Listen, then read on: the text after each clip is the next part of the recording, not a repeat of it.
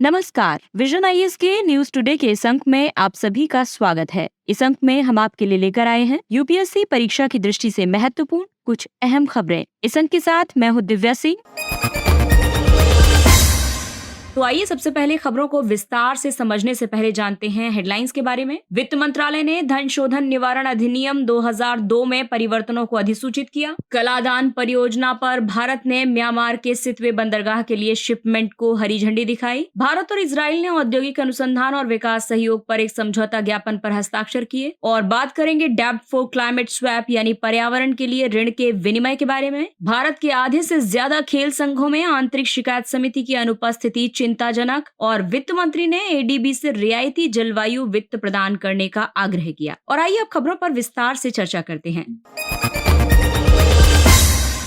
तो इस अंक की सबसे पहली खबर मनी लॉन्ड्रिंग से संबंधित है। वित्त मंत्रालय ने धन शोधन निवारण अधिनियम 2002 में परिवर्तनों को अधिसूचित किया है। नए बदलावों के तहत अपने क्लाइंट्स की ओर से वित्तीय लेन देन करने वाले चार्टर्ड अकाउंटेंट, कंपनी सेक्रेटरी और कॉस्ट एंड वर्कर्स अकाउंटेंट्स को पीएमएलए के दायरे में लाया गया है। जिन वित्तीय लेन देन की निगरानी पर विचार किया जाएगा उनमें शामिल है किसी भी अचल संपत्ति की खरीद और बिक्री, ग्राहक का धन, प्रतिभूतियों या फिर अन्य परिसंपत्तियों का प्रबंधन, बैंक बचत या प्रतिभूति खातों का प्रबंधन। इन सभी संशोधनों से शेल कंपनियों तथा धन शोधन से जुड़े अन्य संदिग्ध लेन देन की जांच करने वाली जांच एजेंसियों को और मदद मिलने की उम्मीद है। इस वर्ष के अंत में वित्तीय कार्रवाई कार्यबल के अधीन भारत का मूल्यांकन प्रस्तावित है। ऐसे में ये संशोधन और महत्वपूर्ण हो जाते हैं। एफएटीएफ ने सदस्य देशों से कई सिफारिशें कर रखी हैं। इनमें अपने क्लाइंट की ओर से या क्लाइंट्स के लिए वकील, नोटरी, अन्य स्वतंत्र कानूनी पेशेवर और अकाउंटेंट पेशेवरों द्वारा किए गए संदिग्ध लेन देन की रिपोर्ट करना भी शामिल है। एफएटीएफ वैश्विक धन शोधन और आतंकवाद के वित्त पोषण पर नजर रखने वाली संस्था है। पीएमएलए अधिनियम को 2002 में अधिनियमित किया गया था। इसे धन शोधन से निपटने के लिए भारत की वैश्विक प्रतिबद्धता यानी वियना कन्वेंशन जो भारत ने साइन किया है उसको ध्यान में रखकर बनाया गया था। ये कानून गैर कानूनी तरीके से अर्जित आय से बनाई गई परिसंपत्ति को जब्त करने के लिए अधिकारियों को सशक्त बनाता है। प्रवर्तन निदेशालय धन शोधन कानून को लागू करने वाली एजेंसी है। आपको बता दें कि ईडी भारत सरकार के राजस्व विभाग के अधीन कार्य करता है। तो आइए अब समझते हैं कि मनी लॉन्ड्रिंग आखिरकार है क्या। तो मनी और लॉन्ड्रिंग जो शब्द है वो लॉन्ड्री से बना है, यानी कि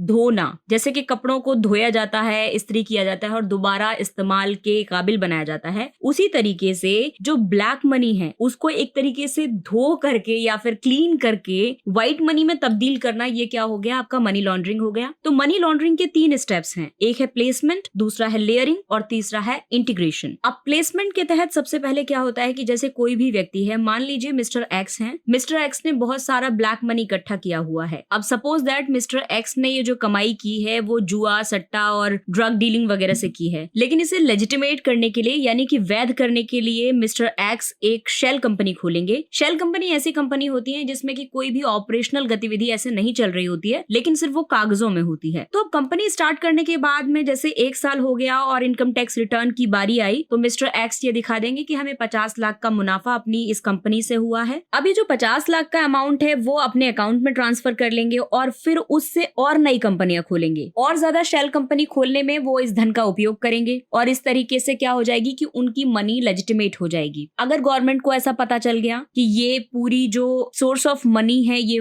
एक पर्सन के हैं और ये सोर्स ऑफ मनी गलत तरीकों से है, तो वो क्या करेगी कि पूरी प्रॉपर्टीज को सीज कर देगी। अब ऐसे में अगर जो प्रॉपर्टी सीज हो जाएंगी तो इससे बचने के लिए एक दूसरा तरीका है, इसे हम कहते हैं लेयरिंग। इससे पिछले वाला तरीका था प्लेसमेंट। अब लेयरिंग के तहत मिस्टर एक्स क्या करेंगे कि अपने धन का निवेश वो ऐसी कंट्री में करेंगे जो कंट्री इंडिया के साथ में अपना कोई भी बैंक डिटेल्स या फिर इस तरीके के कोई भी लेन देन को शेयर नहीं करती है। तो इसका एग्जांपल स्विट्जरलैंड है। जैसे कि स्विट्जरलैंड अपने यहाँ निवेश करने वाले किसी भी तरह के लेन देन को दूसरे देशों के साथ या भारत के साथ शेयर नहीं करता है। तो मिस्टर एक्स स्विट्जरलैंड में किसी कंपनी में म्यूचुअल फंड्स या फिर शेयर होल्डर बन करके वहां पर निवेश कर सकते हैं और उसके बाद वही धन वो अपने बेटे की कंपनी या फिर किसी और नाम से जो कंपनी खोल रखी है उनमें वो इन्वेस्ट करवा सकते हैं। तो इस तरीके से क्या हो गया कि इंटीग्रेशन हो गया उस मनी का। तो अब गवर्नमेंट के पास इस बात की कोई भी डिटेल्स नहीं है कि ये मिस्टर एक्स का पैसा है, इसलिए वो उनकी और जितनी भी प्रॉपर्टीज हैं उनको सीज नहीं कर पाएंगे और इस तरीके से उनका पैसा उन्हीं के पास घूम करके आ गया जो ब्लैक से व्हाइट में तब्दील हो गया। तो इस तरीके से 3 प्रोसेसेस में ये धन शोधन की जो प्रक्रिया है, धन शोधन चक्र है, वो पूरा हो जाता है। यानी कि धन शोधन का चक्र है वो ये है कि सबसे पहले प्लेसमेंट के तहत मल्टीपल शेल कंपनियां ओपन करना, दूसरा है लेयरिंग यानी कि मल्टीपल इन्वेस्टमेंट करना, कई देशों में इन्वेस्ट करके रखना जो कि भारत के साथ वित्तीय लेन देन की डिटेल्स को शेयर नहीं करते हैं, और इंटीग्रेशन का मतलब है कि जो फॉरेन इन्वेस्टमेंट किया हुआ है उसको वापस से इंडिया में निवेश करवा लेना, और इस तरीके से ब्लैक मनी व्हाइट मनी में कन्वर्ट हो जाती है। आई होप कि मैंने इस टॉपिक को काफी सिंप्लीफाई करके आप लोगों को समझाने की कोशिश की है और आप लोगों को समझ भी आ गया होगा, तो कमेंट बॉक्स में बताइएगा मुझे।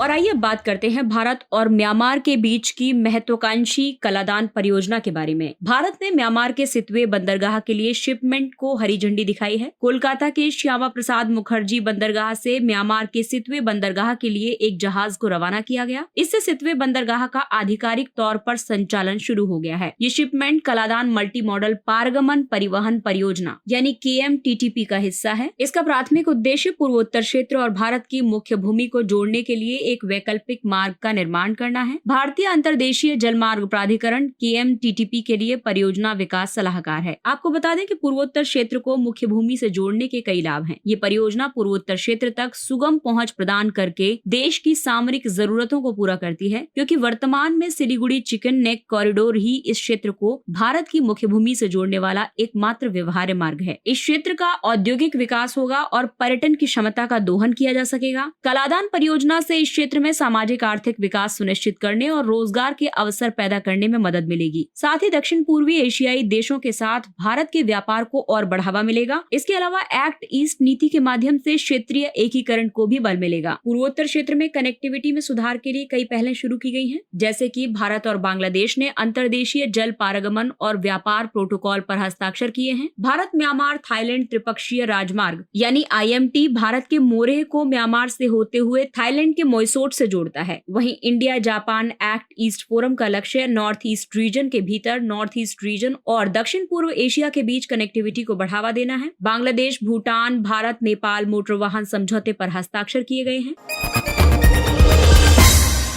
और आइए बात करते हैं भारत और इजराइल के बारे में। भारत और इजराइल ने औद्योगिक अनुसंधान और विकास सहयोग पर एक समझौता ज्ञापन पर हस्ताक्षर किए हैं। भारत की वैज्ञानिक और औद्योगिक अनुसंधान परिषद CSIR तथा इजराइल के रक्षा अनुसंधान और विकास निदेशालय के बीच समझौता ज्ञापन पर हस्ताक्षर किए गए। समझौता ज्ञापन में स्वास्थ्य देखभाल, एरोस्पेस, सिविल, सतत ऊर्जा, पारिस्थितिकी, पर्यावरण, पृथ्वी और महासागर विज्ञान, जल जैसे क्षेत्र शामिल होंगे। वर्ष 2023 में भारत और इजराइल के बीच सफल राजनयिक संबंधों के 30 साल पूरे होने का उत्सव मनाया जा रहा है। भारत और इजराइल के बीच प्रमुख सहयोग के क्षेत्रीय परियोजनाओं की बात करें तो भारत इजराइल औद्योगिक अनुसंधान एवं विकास और तकनीकी नवाचार निधि ये दोनों देशों के बीच सहमत फोकस क्षेत्रों में चुनौतियों का समाधान करने के लिए संयुक्त औद्योगिक अनुसंधान और विकास परियोजनाओं को सहायता प्रदान करती है। द्विपक्षीय नवाचार समझौते की बात करें तो इसके तहत दोहरे उपयोग यानी डुअल यूजेस वाली प्रौद्योगिकियों के विकास के लिए दोनों देशों के स्टार्टअप्स और सूक्ष्म लघु और मध्यम उद्यमों में नवाचार को बढ़ावा दिया जाता है। I2U2 यानी भारत इजराइल संयुक्त अरब अमीरात और संयुक्त राज्य अमेरिका मंच ने सहयोग के 6 क्षेत्रकों की पहचान की है और ये क्षेत्रक है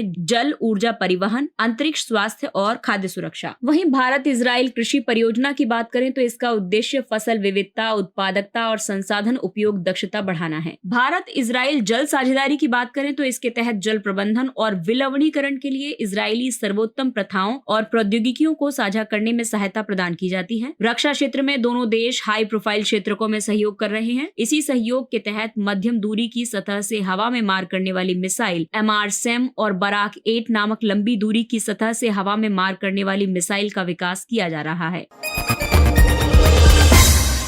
अगला टॉपिक है डैब फॉर क्लाइमेट स्वैप यानी कि पर्यावरण के लिए ऋण का विनिमय। कई विकासशील राष्ट्र बढ़ते ऋण भार, जलवायु परिवर्तन और प्रकृति की क्षति जैसे मुद्दों का सामना कर रहे हैं। संरक्षणवादियों के मुताबिक डैब फॉर क्लाइमेट स्वैप उन्हें एक ही उपाय से 3 मुद्दों का समाधान करने में सक्षम बना सकता है। विश्व बैंक के मुताबिक दुनिया के सबसे गरीब देशों पर वार्षिक ऋण देयता के रूप में $62 बिलियन बकाया है। ये ऋण साल दर साल 35% तक की वृद्धि दर्शाता है। जो ऋण भुगतान में चूक यानी डिफॉल्ट के बढ़ते जोखिम का स्पष्ट संकेत है। डेब्ट फॉर क्लाइमेट स्वैप एक नवाचारी वित्तीय लिखत है जिसका उद्देश्य जलवायु निवेश के लिए राजकोषीय विस्तार के साथ इस मुद्दे को संबोधित करना है। इसके तहत कोई ऋणदाता एक विशेष पर्यावरणीय परियोजना में निवेश करने की देनदार की प्रतिबद्धता के बदले में देनदार के विदेशी ऋण के एक हिस्से को छोड़ देता है या ऋण की अदायगी से राहत प्रदान करता है। डेब्ट फॉर क्लाइमेट स्वैप का पहली बार उपयोग 1980 के दशक में लैटिन अमेरिका में किया गया था। बहुपक्षीय विकास बैंक भी इस तरह की व्यवस्था में संभावनाएं देखते हैं। डेब्ट फॉर क्लाइमेट स्वैप के लाभ ये हैं कि इससे राजकोषीय संसाधनों पर दबाव कम होगा ताकि सरकारें राजकोषीय संकट में घिरे या दबाव में आए बिना अन्य विकास प्राथमिकताओं पर खर्च कर सकें। ये विशेष निवेश और नीतिगत कार्रवाई को बढ़ावा देने में मदद करता है, जैसे जलवायु संबंधी क्रियाकलापों में निवेश। ये छोटे द्वीपीय विकासशील देशों को राष्ट्रीय जलवायु अनुकूलन और शमन कार्यक्रमों में निवेश करने में सक्षम बना सकता है। ये वित्त, पर्यावरण, कृषि और अन्य मंत्रालयों के बीच उपयोगी चर्चाओं को बढ़ावा दे सकता है। इससे वे ये निर्धारित कर सकेंगे कि ऋण से राहत पाने के लिए उन्हें कौन सी नीतियां अपनानी चाहिए। भारत के आधे से ज्यादा खेल संघों में आंतरिक शिकायत समिति की अनुपस्थिति चिंताजनक है। महिलाओं का कार्यस्थल पर लैंगिक उत्पीड़न निवारण, निषेध और रोकथाम अधिनियम 2013 के अंतर्गत किसी भी शिकायत के लिए प्रथम स्तर के रूप में आंतरिक शिकायत समिति का प्रावधान किया गया है। इसे केवल लैंगिक उत्पीड़न का निवारण अधिनियम भी कहा जाता है। 10 या इससे ज्यादा कर्मचारियों वाले प्रत्येक निजी या सार्वजनिक संगठन में एक ICC को अनिवार्य किया गया है। इसमें कम से कम 4 सदस्य होने चाहिए। इनमें से कम आधी महिलाएं होंगी। गैर सरकारी संगठनों या संगमों में से एक सदस्य को नाम निर्देशित किया जाएगा। नाम निर्देशित कुल सदस्यों में से कम आधे सदस्य महिलाएं होंगी। लैंगिक उत्पीड़न का निवारण अधिनियम कार्यस्थलों पर महिलाओं के खिलाफ लैंगिक उत्पीड़नों के कृत्यों को रोकने, प्रतिबंधित करने और उनका निवारण करने पर केंद्रित है। इससे कार्यस्थलों को महिलाओं के लिए सुरक्षित बनाया जा सकता है। ये अधिनियम 1997 में सुप्रीम कोर्ट द्वारा निर्धारित विशाखा दिशा निर्देशों पर आधारित है। पॉश अधिनियम की अन्य विशेषताओं की अगर हम बात करें तो ये कार्यस्थल पर लैंगिक उत्पीड़न को परिभाषित करता है, साथ ही शिकायतों के निवारण के लिए एक तंत्र का उपबंध करता है। पीड़ित महिला की व्यापक परिभाषा तय की गई है इसमें। इसके अलावा इसके दायरे में सभी पीड़ित महिलाओं को शामिल किया गया है, भले ही उनकी आयु या रोजगार की स्थिति कुछ भी हो तथा चाहे वे संगठित या असंगठित क्षेत्र में कार्यरत हों या सार्वजनिक क्षेत्र में हो या निजी क्षेत्र में। इसके अलावा क्लाइंट, कस्टमर या घरेलू सेवकों को भी शामिल किया गया है। 10 से कम कर्मचारियों वाले संगठनों या स्वयं नियोक्ता के खिलाफ शिकायत दर्ज करने के लिए जिलाधिकारी द्वारा स्थानीय समिति का गठन किया जाएगा।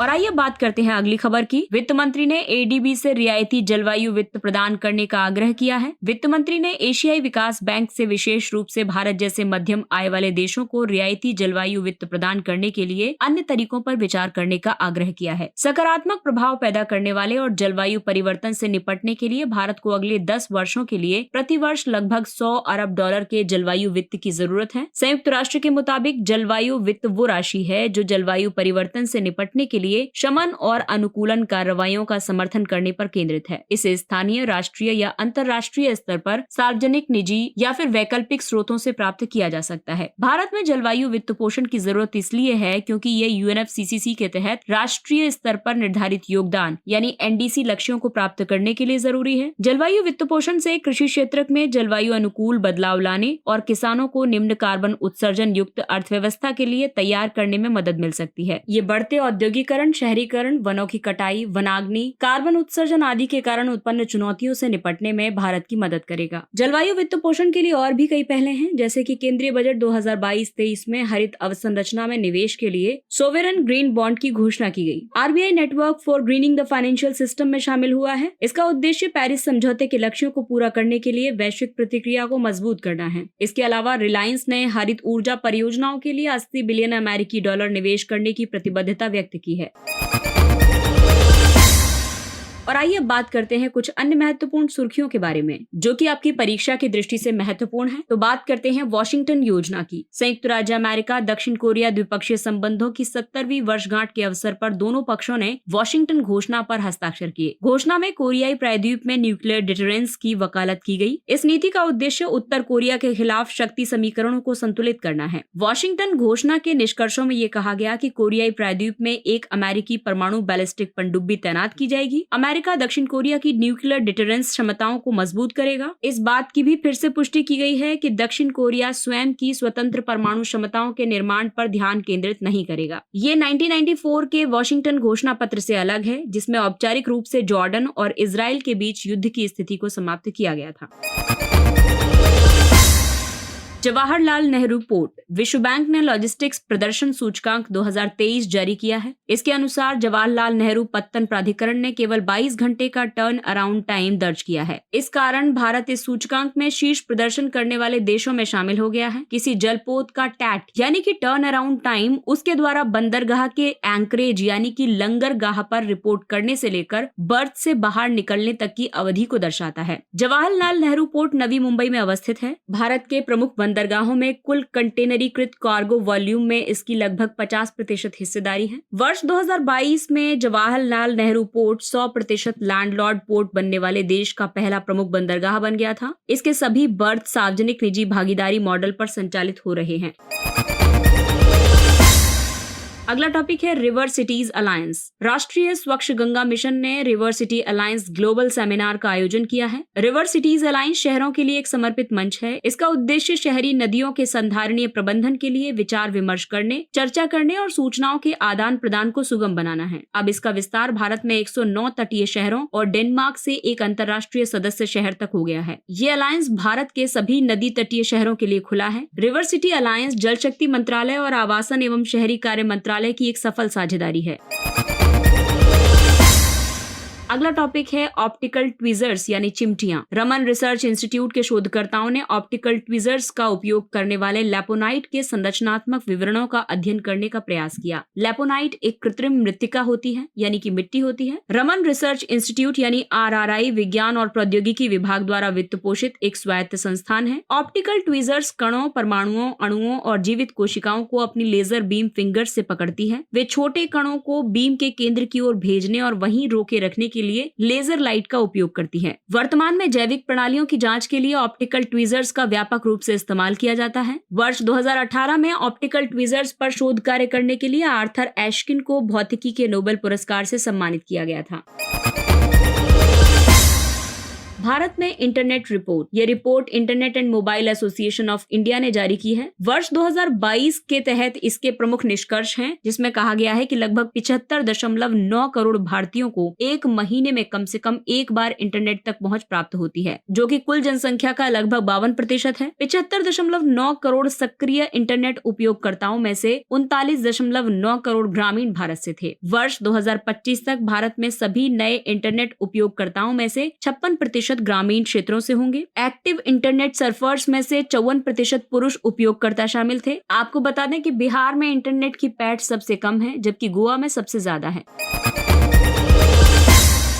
Respiratory syncytial virus. USA food and drug administration ने GSK की RSV वैक्सीन को मंजूरी प्रदान की है। ये वरिष्ठ वयस्कों के लिए दुनिया की पहली RSV वैक्सीन है। ह्यूमन रेस्पिरेटरी सिंशियल वायरस वैश्विक स्तर पर सभी आयु समूहों में निचले श्वसन मार्ग के संक्रमण का प्रमुख कारण है। इसका पहला संक्रमण शिशुओं और छोटे बच्चों में गंभीर ब्रोंकियोलाइटिस का कारण बन सकता है। ये रोग कभी कभी घातक हो सकता है। वरिष्ठ वयस्कों में रेस्पिरेशनल सिंशियल वायरस को तेजी से एक महत्वपूर्ण रोगजनक के रूप में पहचाना जा रहा है। RSV न्यूमोविरिडे कुल के भीतर ऑर्थो न्यूमोवायरस वंश और मोनोनेगाविरल्स उपवर्ग से संबंधित है। इस वंश के सदस्यों में ह्यूमन RSV, गोजातीय RSV और म्यूरिन न्यूमोनिया वायरस शामिल है, जो कि चूहों या फिर अन्य रॉडेंट्स जो होते हैं उनसे संबंधित है। अगला टॉपिक है मधुमेह, डायबिटीज। हालिया एक अध्ययन के मुताबिक भारतीयों में टाइप 2 मधुमेह का प्रमुख कारण इंसुलिन की कमी है। मधुमेह होने पर मानव शरीर पर्याप्त मात्रा में इंसुलिन का उत्पादन नहीं कर पाता है या फिर इसका वैसा उपयोग नहीं कर पाता है जैसा शरीर को करना चाहिए। मानव शरीर में अग्नाशय यानी कि पेनक्रियाज इंसुलिन स्रावित करता है। मधुमेह के 2 प्रकार होते हैं, टाइप 1 और टाइप 2। टाइप 1 में शरीर की प्रतिरक्षा प्रणाली इंसुलिन बनाने वाली अग्नाशय की कोशिकाओं पर हमला करके उन्हें खत्म कर देती है, जिसका मतलब होता है कि अग्नाशय अब इंसुलिन का उत्पादन नहीं कर सकता। ये एक आनुवंशिक स्थिति है जो अक्सर जीवन के आरंभ में दिखाई देती है। और टाइप 2 डायबिटीज में शरीर पर्याप्त मात्रा में इंसुलिन नहीं बना पाता है या फिर इंसुलिन सही से काम नहीं करता है। ये मुख्य रूप से जीवन शैली से संबंधित और समय के साथ विकसित होता है। अगला टॉपिक है मृदंगम। प्रसिद्ध मृदंगम कलाकार कराईकुडी आर मणि का निधन हो गया है। मृदंगम कर्नाटक संगीत का एक लोकप्रिय द्विमुखीय ड्रम है। इसका उपयोग दक्षिण भारतीय शास्त्रीय संगीत में स्वर संगति के रूप में किया जाता है। ये चमड़े और जैकवुड से बना एक आघात वाद्य है। आघात वाद्य को अपने हाथ या किसी वस्तु से पीट कर बजाया जाता है। उदाहरण के लिए ढोलक। मृदंगम के अन्य रूप मृदंग, पखावज और तन्नुमई है। वैशाख बुद्ध पूर्णिमा। इस वर्ष 5 मई को वैशाख बुद्ध पूर्णिमा मनाई गई। ये बौद्धों के लिए पवित्र दिन है क्योंकि ये भगवान बुद्ध के जीवन की 3 मुख्य घटनाओं का प्रतीक है और ये घटनाएं हैं बुद्ध का जन्म, प्रबोधन यानी ज्ञान प्राप्ति और महापरिनिर्वाण यानी मोक्ष प्राप्ति। ये वैशाख मई माह की पूर्णिमा के दिन आता है। वर्ष 1999 में इसे संयुक्त राष्ट्र द्वारा UN डे ऑफ वैसाख के रूप में मान्यता दी गई है। और आइए अब बात करते हैं सुर्खियों में रहे स्थलों के बारे में। तो सबसे पहले बात करते हैं रवांडा की। रवांडा की राजधानी है किगाली। रवांडा में बाढ़ और भूस्खलन की विपदाओं में कई लोगों की मृत्यु हो गई है। रवांडा पूर्व मध्य अफ्रीका में भूमध्य रेखा के दक्षिण में स्थित एक भू आबद्ध देश है। इसे अक्सर 1000 पहाड़ियों की भूमि कहा जाता है। ये युगांडा, तंजानिया, बुरुंडी और डेमोक्रेटिक रिपब्लिक ऑफ कॉन्गो के साथ अपनी सीमा साझा करता है। इसकी प्रमुख विशेषता पहाड़ों की एक श्रृंखला है जो उत्तर दक्षिण दिशा में स्थित है। ये श्रृंखला कॉन्गो नील विभाजन का भाग बनाती है। रवांडा की प्रमुख नदियां हैं अकागेरा, अक्कन्यारू, बेस और रुबिरो और प्रमुख झीलें हैं किवू, रुहोंडो और मुगेसेरा और सबसे ऊंची चोटी है माउंट कारिसिम्बी। इसके साथ ही ये अंक समाप्त होता है। अगले अंक में फिर मुलाकात होगी कुछ अन्य महत्वपूर्ण खबरों के साथ। तब तक अपने लक्ष्य के लिए तत्पर रहिए और अगर आपको हमारा कंटेंट अच्छा लगता है तो इसे लाइक, सब्सक्राइब और शेयर जरूर करें। और अब हमें यानी विजन IAS की पूरी टीम को दीजिए इजाजत। नमस्कार।